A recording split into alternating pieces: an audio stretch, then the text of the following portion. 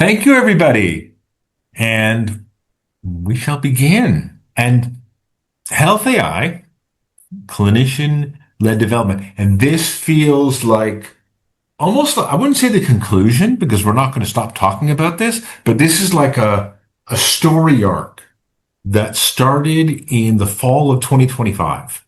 And I want to give a little bit of background about this.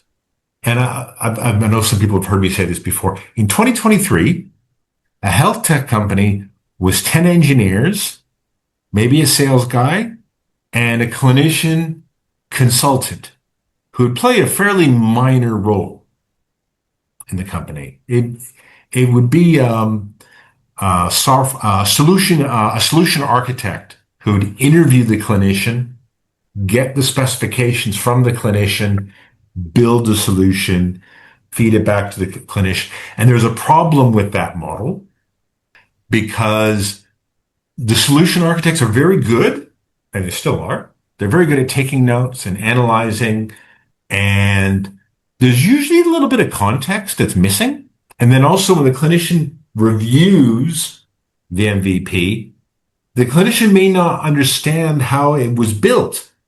He could test it, but you might get a problem later on. So there's always that mismatch.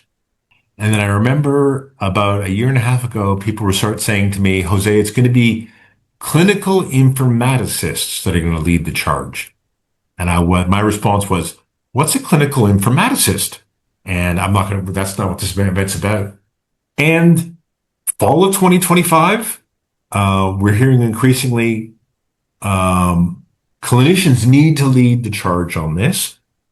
They need to create the solution closer to the point of care, and we need different models of development.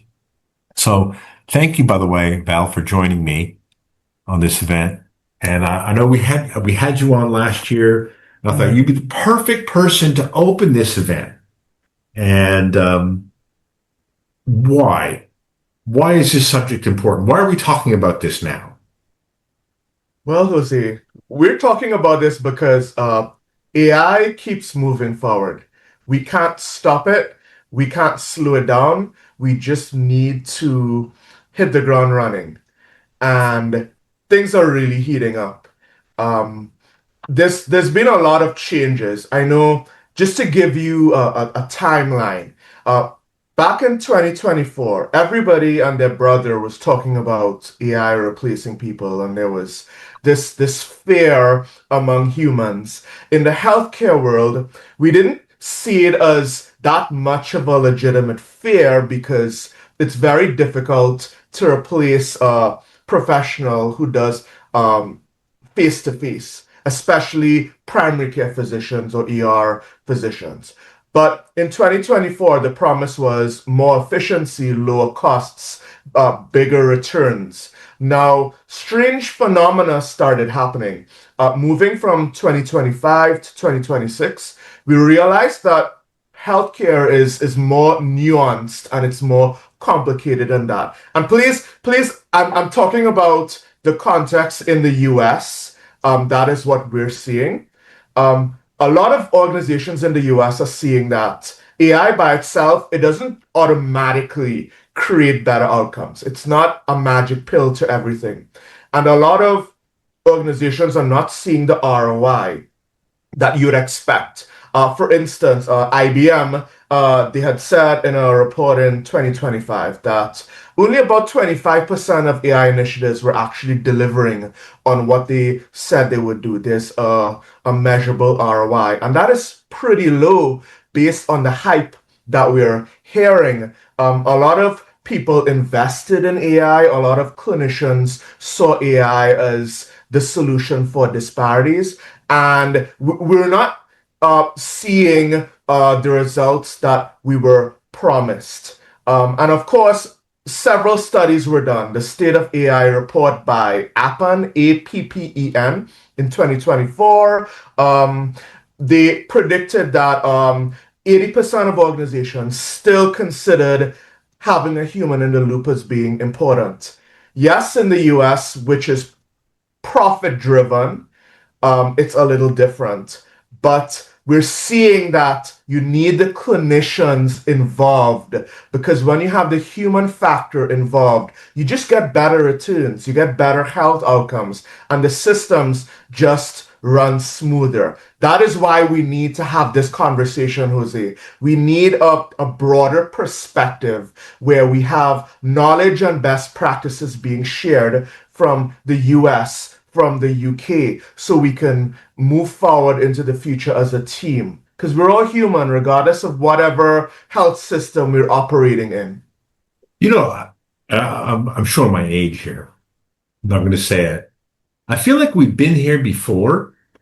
1987 to 1993, computers, when they started rolling out computers beyond the initial desktop age to the enterprise age, Yes, it was a disaster. yes, You know, it was like 10 to 20% of them were successful. It was a train wreck because originally, yeah, these computers are useful. We've got Lotus, we've got word processors, but then the jump up to enterprise level, it didn't go very well. People don't remember that. It was forgotten. That was like 2 waves ago. Now, and this is the thing we've had this conversation about, and there's been a lot of talk about governance. yes. And um, what's changed in the last 6 months, Val? I think maybe it's just me. You could shoot me down here. You don't have to agree with me. It seems like in the last 6 months, the conversation in the industry has changed from we need to get clinicians to trust us to not everyone feels this way, by the way. A lot of no, clinicians need to lead this. Maybe not all the time, but we need more leadership and development from the clinicians. Are you seeing that? Maybe this is just me. Yes. So I have a unique perspective where the majority of my day isn't spent practicing, seeing patients. It's managing teams of clinicians who are in this field. And I am hearing all of their complaints, their thoughts, their comments, their questions, and it's hitting me like a truck. What they're seeing is trust is becoming a bigger issue in the patient community among most people, including physicians. In the US, and I'm not sure about the UK, you're seeing a lot of mass layoffs happening, and you have this fear of security, job security, financial security, and the fear of losing your healthcare because of the mass layoffs. And that is affecting the trust in the United States. And when you have the clinicians getting involved, they make healthcare a little more personal. That's one of the reasons why having clinicians participate actively results in better outcomes. Yes, they're subject matter experts, but remember, Jose, physicians are humans first. We're human too. We get sick, and we have an interest in healthcare because we're gonna need it at some point in time. That's something to really consider. And I started hearing this last year, Val, and I'm in marketing. So it's like, oh no, don't say this. People were saying, oh, we've got an AI solution. It's better than nothing. And it's like, oh Yeah. no. Oh, fire your marketing person now. And this is, I think, was driving it. It's like, you're going to cut my health care and then you're going to give me this instead. And I think that's what I'm hearing. Yeah, yeah. And that's a fear. And what's driving that. And you know what? Europe isn't that different. Even though there's rising healthcare costs are rising faster than Yes. the rate of economic growth. So it's even though the reimbursement's different, the pressure is the same. Hmm. It gets existential. Now, I'm going to bring on our second speaker. Oh, perfect. Can I bring you on back on in about? Can you stay, or we're going to bring you back on in 40 Yeah. minutes? Yeah. Let's go. Let's do it. And let's see. Attila. Now, actually, a lot of people here watching us on LinkedIn Live didn't see Attila necessarily last month because Attila spoke in the after party. He said, just a great job. So come on to the LinkedIn Live part this month. And Attila's a emergency room doctor, and you've been very outspoken on education, upskilling of clinicians with AI literacy, and the rate of economic growth. So, and oh, there's a second. What's that noise? Hello. And Attila, have I done a good job of introducing you? Yeah. All right, you're making me look better than I am. All right, so less. And somebody has to. Sorry, we had a bit of echo from somebody.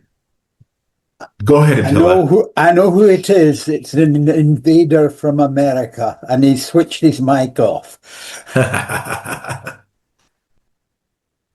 Go ahead, Attila. Sorry about that. That is fine. No, thank you for the glorious introduction. Hi, I'm Attila. I'm an emergency physician by day and AI enthusiast, developer, but curious by night. I started the journey in the emergency room, and we had in 2017, I had a night shift where out of the blue, I had 3 patients coming with the same query. They're going to have a stroke unless they have a CT brain because Dr. Google told them so. And that was mind-blowing to me. It was like, okay, how come? All right, so of course they didn't have a stroke, but that being said, it just opened the conversation of where digital support comes at play. So I did the Dr. Google thing. I went down the rabbit hole. It turns out that I had the stroke. All right, so searching everything, yeah, I went. So it put me into a state of current system. It's enforcing our worst fears and our worst biases, and self-diagnosing never worked. But that also opened up the possibility of what if there's systems out there that actually supports. And that started my love with AI. And we built medical AI as a platform that supports clinicians with understanding of AI in healthcare. And there's a saying in medicine, if you teach something, you get to learn it twice. And one of the reasons we started the medical AI is because I'm a big believer in clinician potential. And for the last couple of years, I've been playing the entrepreneur role and the founder role and everything else. And I'm realizing that as a clinician, but as a healthcare professional, there's no difference between becoming an entrepreneur and becoming a clinician. And in the clinical scenario, in order to manage a patient, you need to identify their problem, draft a solution, offer that solution, and review the outcome. That is innovation. That is innovation. It's just literally changing the sector. And that put me onto the path of, yes, bringing AI literacy for healthcare professionals. But there's another saying in medicine, you see one, you do one, you teach one, which is the way you get to learn. I'm a big believer in the fourth dimension, and that's you get to build one. And for the last couple of years, I've been teaching. Now I'm doing something that adds value to myself, but solves one of my problems. But more also reinforces the idea that clinician in the loop, it's the key to success within the healthcare innovation. And the more importantly is this, the future of healthcare is in the hands of the clinician. They only need to reach out and grab it, right? Because they have to become key stakeholders, all right? They have to adopt, they have to adjust, and they already have all the requirements to do so. And that is it about me. How? You know what? I just have to say something. A friend of mine he mentioned a medical conspiracy theory to me. And I knew right away, this is something dodgy. And, oh, Angus, you want to say something? You can see you have your hand up. Yes, I would like to just put in context the fact that not only is Attila a good and conscientious emergency doctor, but he is a coder of unbelievable skills. And he has showed us some of the things, that is the UKDHC, a number of the things that he has been able to develop. So he is multitasking during his job. He's using his medical skills to help him develop technology to help medicine. And we need people like that around. Okay, that is a bit too much. And I think I think it's fair, actually. I think the Dr. Wallace, it's way too kind. But this is one of the things I need everybody to understand. I am not unique. I'm not even the smartest person in the room. What I am is a clinician that understands the use of a tool. All right, literally, once you learn how to use a syringe, a needle, a vacuum puncture, you perform. All right, which means there's nothing separating me for the rest. All right, the only difference is I got curious and I decided to do something about that. All right, so if I can do it, anybody can do it. All right, and this is what I love about the AI. It's leveling the play field. All right, I'm not if you ever heard the Coke and the fridge analogy. I love that analogy. Basically, the value of the Coke is not because it's a sweet drink in a bottle. The value of the Coke is because there's a fridge around. There's something that chills it. All right. Currently, AI is the fridge. Clinician is the Coke. All right. The value is there. All right. You just need to figure out a way you get to chill it. All right. Chill yourself. And everything starts by understanding that you have one of the biggest assets that any medtech developer needs. You have an insight into a real deep insight into a problem that few do. But more importantly, you have the capacity and the ability to do something about that the technologists couldn't do without you, but you can do it without them. This is the benefit the AI is nowadays. If you're curious, you can code your solution. All right. You don't need to be a perfect programmer, but you can use the tools in your advantage. And this is one of the things I love about what Dr. Angus is working and what Dr. Wallace is working with DAC is setting that unifying platform, a unified research location where people can get informed, get active, get curious, become a stakeholder, but more importantly, build, because that is literally, it's in our almost medical DNA, so to speak. And you know what? I think a lot of it comes down to, Barry, I'm going to give you a chance to speak in the moment. I don't see you got your hand up. Is the confidence to start. How do people get the confidence? It's inspiring people to have the confidence to start. That's the message I'm hearing from you. Okay, so first things first, you don't need confidence. I feel as an imposter every single day. I feel an imposter when I go into pediatrics. I love pediatrics, all right? I'm a good pediatric doctor, but I am terrified of pediatrics, all right? Because that's who I am. But one of the things I learned about it is the best way to pass and gain that confidence is by taking one step in front of the other. Put a step every day, one step in front of the other gets you to there. So you don't need to be confident. You just need to get moving. All right.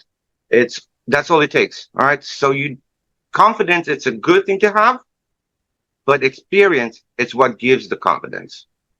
Barry, you wanted to say something. I don't let people on normally, Yep, but I'm off. Now I'm off mute. Glad, it's glad to say, good to see you. And I'm sorry for joining late. I was on another call about presenting at a conference in Singapore. So, Oh, we're only 20 minutes into the event, Barry. anyway, I missed, unfortunately, missed what Dr. Wallace had to say. Just his location in the UK is interesting because my cousin Peter, who also a pediatrician, is the lead for IHI in Europe and he's out of the United Kingdom. But I know what what the doctor was saying, extremely impactful. He made some really good points that were in my discussion earlier today about the problem. AI is a tremendously valuable tool, as he's discovered, in adding efficiency and effectiveness.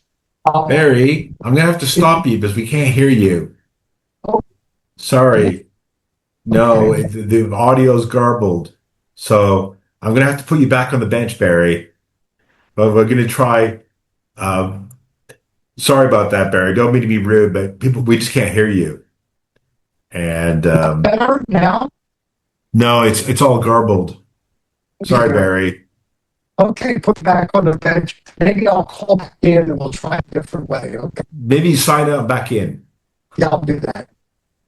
and close your other apps. And thank Attila. I'm going to bring you back on in about 20 minutes. Please and thank you. And let's see. Now our third speaker, Bill. Hello, how you doing? Very good.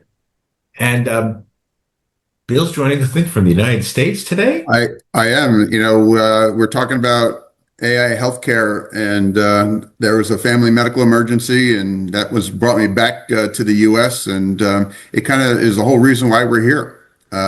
It's the expertise and clinical help, and bringing it from a vague, big ecosystem, AI health tech, and bring it down to the personal level.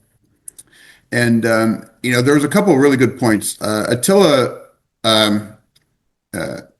Angus made a really good comment about Attila. So it's that dropping of the ego. Attila made a comment that, oh, I'm nothing special. Yeah, he is. But that lack of ego is what ends up making him so good at what he does. Because if you don't think you're good enough, and that was my attitude throughout my whole career, I never thought I was good enough, because every patient that comes into the clinic, into the ER, wants to get better, wants to be healed. And so can we do that? And what are the best practices, and how do we scale that? And how do we share that on a global platform when you're in an area where the availability of experts is not there? So, the question came up earlier as to, we've already been proven that digital and AI healthcare has been proven concept that we can scale it. The issue now becomes is actually, what did we actually scale? A lot of the early development was more in the wellness, consumer prevention, which is great. But, I kind of led this into the last seminar, is that, unfortunately, there's a lot of misinformation. And so we need to take the next step in the next generation of AI healthcare, and that is moving it. We need to be a little less afraid of stepping on toes and using AI to get into diagnostics. It's not just an automation of processes, but if anybody remembers the old Star Trek and the old tricorder, right? It's basically you're waving this machine over the body, and then the machine's like saying, oh yeah, this is your problem, and wave it a little more. We shouldn't be afraid of that. And that's the keeping the ego in check. Because a lot of we still have so many massive problems in healthcare to solve. The cost of our healthcare compared to the outcomes that we're getting, the access, workforce, the waiting times. I mean, you look at the UK system, you need rehabilitation and you need to wait 8 to 12 weeks just to get your rehab, not to mention the 2 to 3 weeks or more to get in to see the general practitioner to order that. So On top of that, we've got a massively aging population. These aging populations come with more chronic diseases. They're more complex. They're not coming in with just one condition. They're coming in with a multitude of conditions. And unfortunately, a lot of the healthcare system, even before the AI, is very fragmented. You see the cardiologist at one point, you go see the dermatologist, and well, that's not my department. You need to go over there and see that. So we're taking a fragmentation look at the patient versus a holistic perspective. And so if we don't take a holistic perspective at evaluating patients and what's going wrong, we're going to miss a lot of things, which is why we don't see the outcomes we should. And so the AI next generation is not going to be a fragmented system. Okay, we've got an AI tech for doing lab evaluations or imaging. The AI develop ultrasounds or CAT scans or MRIs. And it's also not one practitioner. I mean, a lot of AI, like we've got the app on our phone, so we can put in the app for what's wrong with me, right? So somebody's saying, okay, I'm having a stroke, right? So there's a bias towards misinformation and fear-based, because a lot of medicine, especially here in the US, is how much of it is driven by the medical legal aspects of it, right? We're ordering tests not because the patient necessarily needs the test, but it's either due to insurance or legal. Like if I miss something, I'm going to be legally responsible for that. And so, there's a lot of solutions that need to happen in the healthcare system.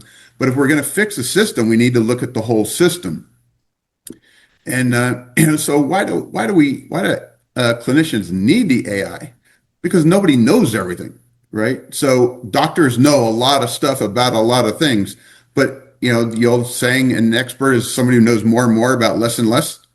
So the problem is we still need that person who can take a big step back and see the big picture. But what if we take AI and we train that AI model on, you've got the experts. As I said this in the last presentation, healthcare AI is not going to be a large language model issue. It is going to be trying to find the few real experts in those niches that are getting excellent results and building that into one large AI healthcare ecosystem that will be able to look at that whole system. We've got massive need Atila's in the ER, right? Or you've got a waiting room full of patients, or it takes you 6 weeks to get into the wait to see the doctor in the first place. We've got to solve the wait problem. And how do we do that? And AI can help. It's not a matter of automating, but helping the doctors diagnose faster and better. So being able to take multiple health clues. You're looking at skin temperature, blood pressure, medications. Is this a side effect of the medications you're on, or is it the actual condition? Is there complicating conditions that are overriding something else? So as we get into this older population, we're going to be in big trouble if we do not get the egos out of the way and allow AI to actually really help us. The World Health Organization is estimating that by 2030, which is only 4 years away, 3.5 years away, 1 in 6 people is going to be over the age of 60. And that's 1.4 billion people. So if we don't have a solution that can see through a lot of the noise, what's normal for age adjusted versus something that we can treat, and then what's complicating and being able to assess in rapid time. And that's where the AI tools are really going to be able to help with the clinicians. There's an Organization for Economic Cooperation and Development, OECD. They did a study across 10 countries. 52% of people who need a specialist require more than a month just to get in and see them. So, if you have a heart problem or cancer or some of these big major health problems, you cannot afford to wait, because now you're looking at major health problems that rather than going in to see the specialist, they end up in the ER, which becomes a much larger economic burden on our healthcare systems. And we talked about that, where the cost is just overwhelming governments, corporations, insurance companies. and it just gets more and more expensive. So we need that clinician. The interesting topic of this is clinician-led development. And the question is, are we eliminating the clinician out of the AI system, like AI replacing the practitioners? But the clinician then needs to be intimately involved in the engineering of these platforms right from the very beginning, because the tech people really understand the tech, but they do not understand how a doctor thinks. They do not understand the patient flow, the doctor flow, that patient journey, not just in the clinic, but the whole patient journey from self-care, prevention, into, okay, self-diagnosis, self-management, into, oh, I need to go into the doctor's office, and then post-treatment care, aftercare. So, this is we need to look at it at a much bigger integrated system, and involving those clinicians into the development. And that's where Attila, he's like, I'm average. But most clinicians who are really good at what they do grew up in a system where they walked into a system developed by other people. They're working in a hospital. They don't need to worry about the entrepreneur part of it, right? So the business side of it, the insurance part of it, third-party payer. So the AI system must also include not just the clinical side, but the operational third-party payer system. It has to be really designed into one complete ecosystem if we're going to truly make significant changes in outcome and cost savings for the companies and the governments. I was just Angus, Attila, you had your hands up. Yeah, there's a quote that just came to mind while based on the question somebody in the audience asked that resonated during Dr. Collins' presentation. Is this: the AI shouldn't and will not replace the clinician, but a clinician using AI will. All right, why? Because we are in a commercial, regardless how good and caring we'll be, all right, we're still in a commercial world. So people will still looking for value added. And this is what AI does. AI literally does, adds value. And that's it for me. We got to get Angus. And Angus, I think we got to give Angus his moment in the subs. I don't think we have him for very long.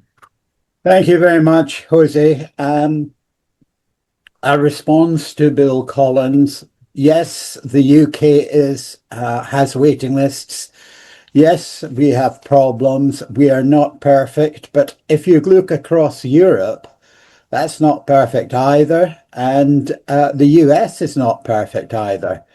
If you want to be picked off the street by an ambulance, you have to make sure that you are insured and protected, and there's money for your care.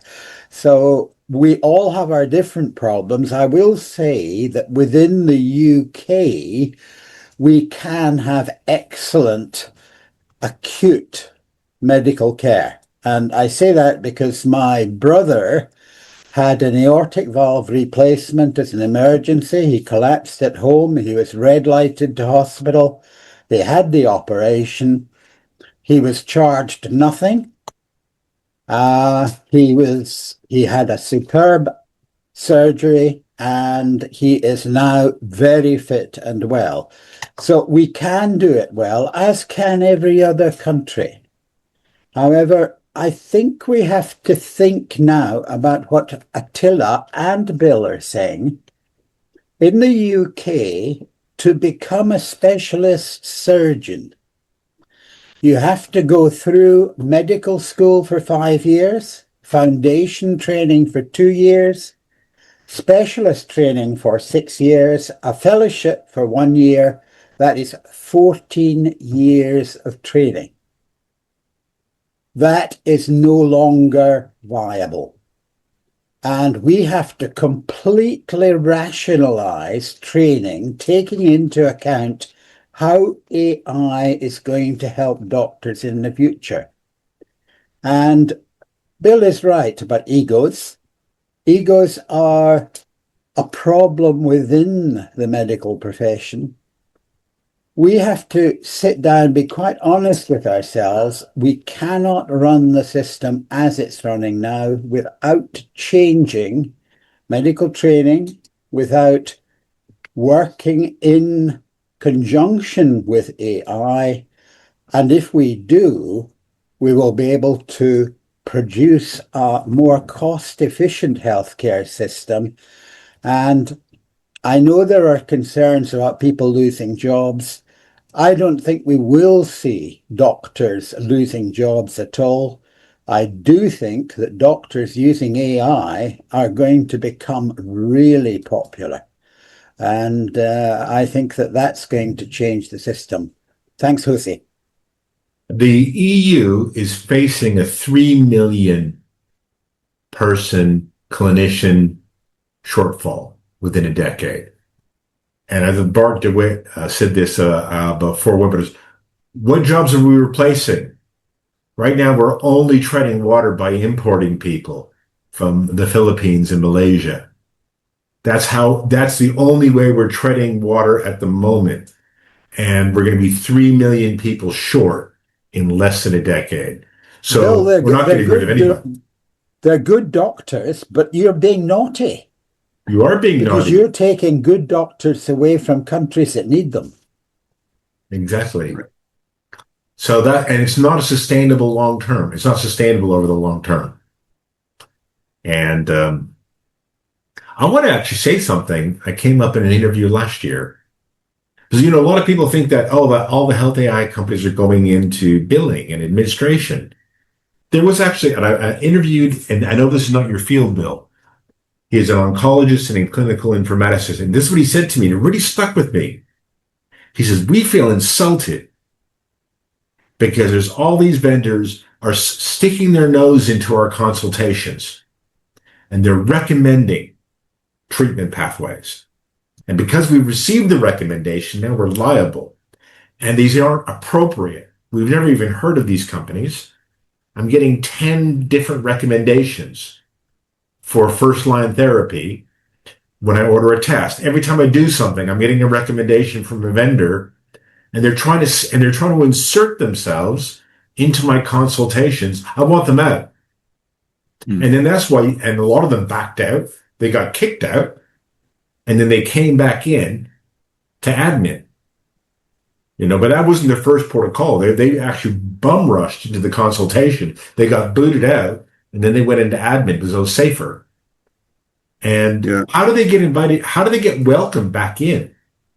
Well, that's part of the change that has to happen, because we need to, just like the clinicians, need to get those egos in check. I said this before, it's not a large language. We need experts to train the AI models, not everybody.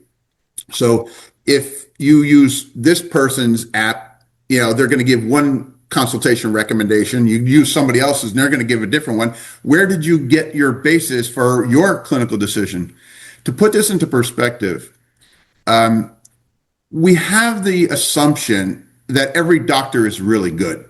No. I mean, medical errors, malpractice. I mean, you look at the world, there was, the statistic, a National Academy of Medicine, 5% of there's outpatients or diagnostic errors, resulting in 6 to 17% increased hospital admissions and tests. Well, if you take that and multiply that by the volume of dollars that you're talking about, it's a massive expense. And this is where it's also a medical legal. If you want to change the healthcare system, one, on the AI is available to really help clinicians make better clinical judgments. But we will not do that if the governments and the legal system do not help support that change and modification. This is why the clinician will never be out of the loop. But it doesn't mean that we can't use the AI to help improve that loop. And that's where the difference is. But you can't hold the clinicians and the practitioners hostage over threats of being sued and losing your license or having to follow an AI model, because what do all the AI models? We can make mistakes. You need to check yourself, right? So it's not error proof, just like human beings are not error proof. So we need to balance that. If we're going to fix this system, we need the government involved. We need the payers involved. We need the legal system. We need the insurance system in, and we need the clinicians coming in. That's way above my pay grade. But, if you're going to fix this global healthcare problem before it goes bankrupt, and if you want to solve what's coming very, very fast.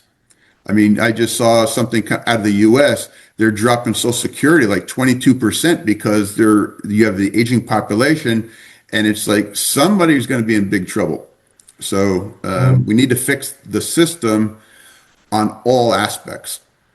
Yeah, there's actually a looming thing in Europe, and I don't want to talk about it too much, but a lot of European countries were spending 1% of their GDP on defense, and now they're raising it to 3 to 5. Where's that money coming from? So defense spending and healthcare are on a collision course, and because there is just money. Val, you had your hand up.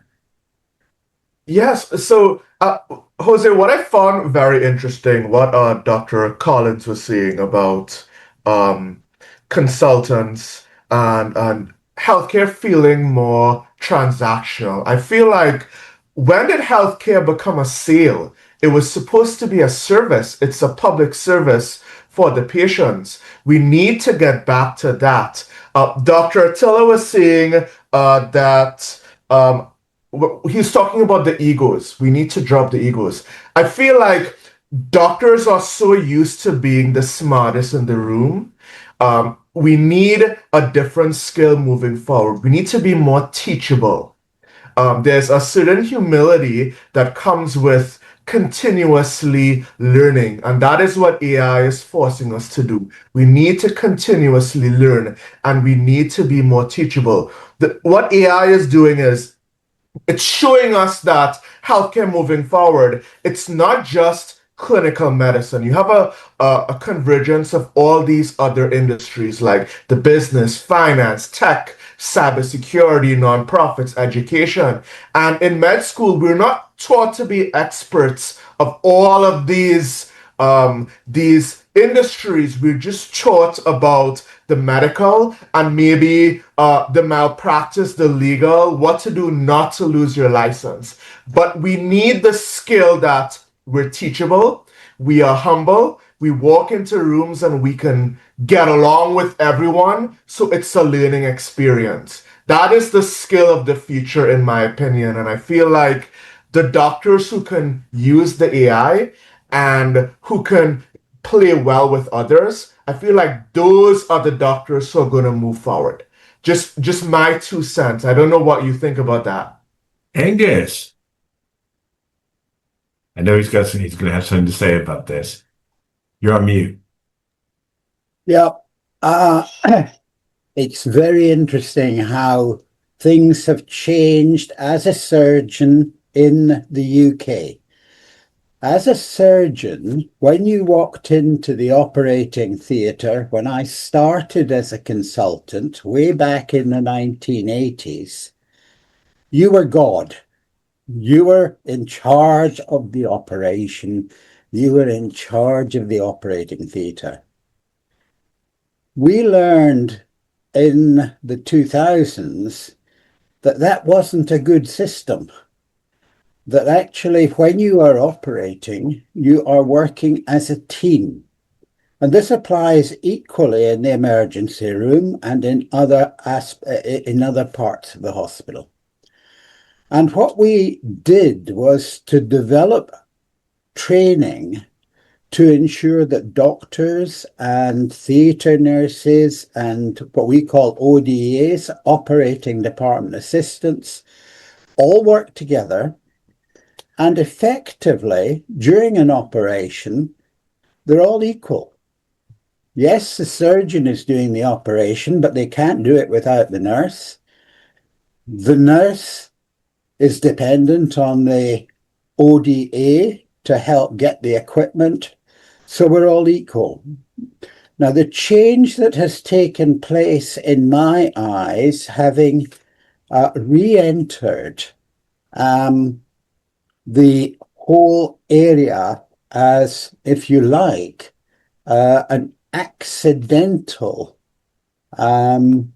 digital doctor, is that digital is making the same mistakes. Digital has too many bosses who believe they're in charge and they know what is best. And they are not working in teams with their colleagues. And it is fascinating to see that change take place. And I recognize it because I've been through it over a period of 30 years. I saw what happened, and I'm seeing the whole thing repeated with digital. We need to work with our digital colleagues.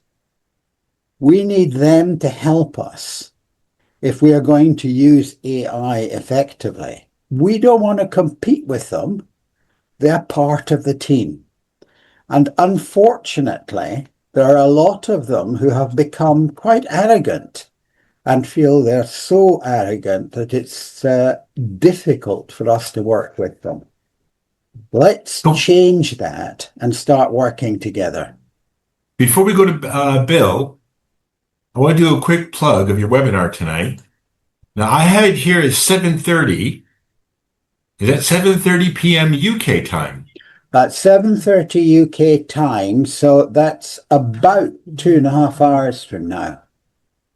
I've put the link in the chat. I'm going to be there, Bill. And I'm giving the audience, I'm not going to be moderating. Sorry, Angus. Angus there. Go ahead, Bill.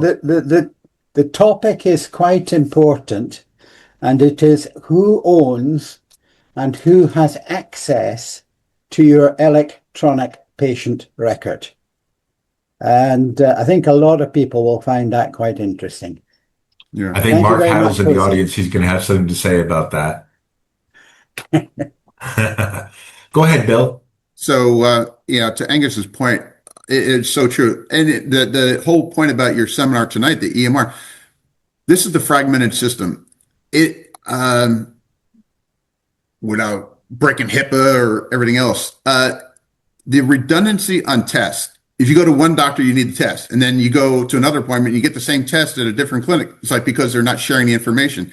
So, this gets back into, we need to, that's part of the regulation and who's got access to it and for what purpose, but if we don't, we need to figure out a solution that matches real life. And that is, we need the data that people are collecting. People are using wearables. You've got smartwatches, Google Fit, you've got all these AI tech that are wearables that give us all kinds of data. One, how accurate is that data, right? And that gets it back into who's developing the tech and for what purpose. Are you really trying to just throw junk on the market that you can make a high profit? Or are you really trying to create a device that's going to really collect clinically relevant data? And so that gets to be into a point, and then you need to collect that data and bring it into a central point like the person's electronic medical record system, because that patient should not have to have an x-ray or an MRI every different clinic that she's going to. Why are we running up extra expense unnecessarily? If patients ask me all the time, do I need a new x-ray? Well, when was the last one? Oh, 6 months ago. No. I mean, if you have unless you've had a trauma, that's a different story. But, x-rays do not change, and it takes years for changes to occur on an x-ray unless there's been trauma. That's just one example. But, it's, you've got the privacy and you've got to coordinate the data into one centralized point so that the patient should be controlling that. So when that patient does go to one hospital, one doctor, you're not having to keep repeating, the same test over and over and over again, so that the doctor has readily available data. I get patients walking in Vietnam, and they'll have like x-rays that have been sitting in a folder, that's been moldy, flooded, it's like you can't read them, they're all stuck together, and, or they've lost them and they need to repeat them, whatever. But that's all part of the solution, and it comes down to that patient record, because that is their health record. I mean, that's where ultimately it needs to be. If you want to get somebody better, you need the important data kept in one centralized place. And that's not one hospital or one clinic's EMR. That is the patient's EMR. I had the same thing happen to me, Bill. I had a blood test in Valencia. I moved to Leon, go to see the doctor, and they're like, oh, you have to have the blood test again. Same test. And it's like, why? It's because it's not in our system. So we're going to send you off to have the same test again so that it's on our system. That's the easiest way to do it. It's like, really? And it was just a sheet of paper. Doesn't matter. It's got to be in our system. Go ahead, Val. I absolutely love what Dr. Wallace said. And I feel like everybody's telling me that the future of healthcare is data. And I feel like we all know this because of AI, but we need to remind ourselves that data is people, and the people are the patients. It's not all about statistics and risk. It's about the people. And the quicker we get back to basics and realize that, whether you're a clinician, boots on the ground in the trenches, or you're in any other area of healthcare supporting healthcare, we're going to move further ahead when we realize that patients come first and people come first. Really like that. And by the way, everybody, there's two audiences to this event. There's the Zoom audience, and then there's the LinkedIn Live audience. And the people on LinkedIn Live, we're ending the event's ending on LinkedIn Live in 8 minutes, but we're going to continue on for 1 hour in Zoom. This is the after party, and we're bringing on members of the audience to speak. So if you're on LinkedIn Live, come join us on Zoom. There's a link in the chat to the Zoom link. If you're in Zoom, don't worry. We will continue. You don't have to go anywhere. But if you're on LinkedIn Live, we got to bring you on Zoom. And the reason why is we're not snobs. It's just that we can't turn on your camera and microphone. And also, we don't have everyone's consent. Not everybody consents to being in a recording on LinkedIn. So a lot of people come forward in the after party on Zoom that wouldn't want to be on LinkedIn Live. And we don't have their consent to share them on the internet. So that's out of the way. So the after party is starting in 7 minutes. And this feels like the end of the season for me. Because for me, it's like the webinar season, there's January to June and September to Christmas. And there's always like a meta theme. I don't know if that's me pushing it or something I'm noticing. But the meta theme, and I didn't pick it. I'm listening. This is what I'm picking up from people is the development needs to move closer to the point of care, and it needs to be clinicians-led. And also, and actually, this is a question, I'm not going to just pontificate here, that the approach to regulations has been a barrier by passing regulatory burdens, checks, before we know what the solution even looks like. It's become a barrier. And we need to build the solutions first. Clinicians need to be involved. And then once you know what that looks like, then you go and go through the regulatory hurdles. Some people are saying we can't pass all these regulatory checks before we know what it's going to be like, before we know how it's going to walk and talk inside clinical practice. Am I barking up the wrong tree? Am I misunderstanding? Or I'd like to open up that question to you guys. Well, in my opinion, if you're going to do AI healthcare, you've got to put the patient first. So you've got to design the system that is going to most benefit the patient It's if you put the money first, or if you put your product first, or you put your service first, you're never going to have a system that is going to serve the patient optimally because you've got too many problems. I mean, you need the cardiologist, you need the gastroenterologist, you need the immunologist, you need the pediatrician, you need the gerontologist. Nobody can do it all. And that's where the AI system. So it has to be designed around the patient. That's why you need the AI in the clinician-led development in the products. To give you a very quick example, I've been introduced into a number of different products and people want to show me their demos.